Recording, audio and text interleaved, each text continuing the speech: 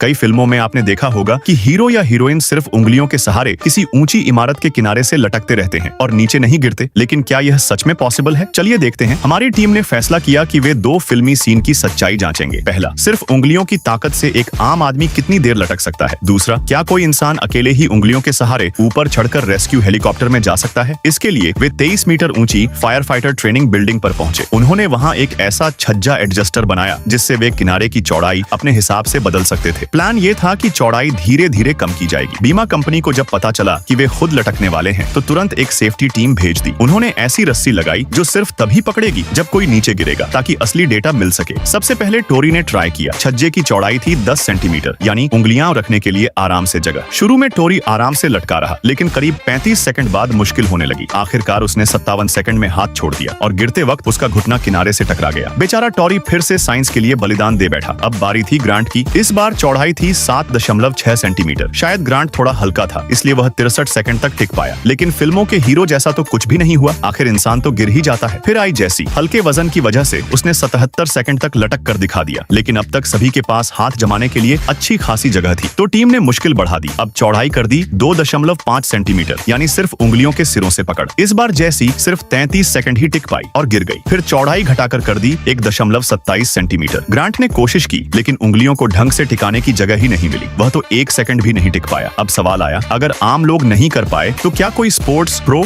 और Hollywood stunt expert कर सकता है? उन्होंने एक प्रो एक्टर को बुलाया। उसने पूरी जान लगाकर उंगलियों से लटक कर दिखाया, लेकिन वह भी सिर्फ 14 सेकंड ही टिक पाया। यानी साफ है, इतनी पतली किनारी पर चाहे कितना भी ट्रेनिंग वाला इंसान हो, बहुत देर तक टिक नहीं सकता। और आम इंसान का तो सवाल ही नहीं।